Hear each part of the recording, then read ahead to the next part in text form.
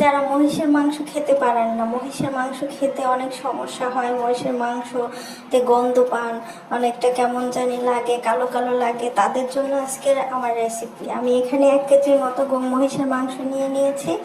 মহিষের মাংসটা ভালো করে ধুয়ে নিয়েছি, পরিষ্কার করে হাড় সহ মাংস নিয়েছি।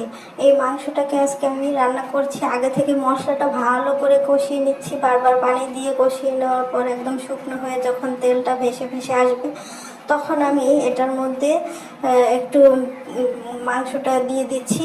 মাংসটা দেওয়ার পরে মাংসটার পানি যখন শুকিয়ে আসবে, পানি উঠবে, দেওয়ার পরে পানিটা যখন শুকিয়ে আসবে তখনই আমি এটার মধ্যে আরও পানি দিব। পানি দিয়ে ভালোভাবে লাল লাল করে কষিয়ে নিব।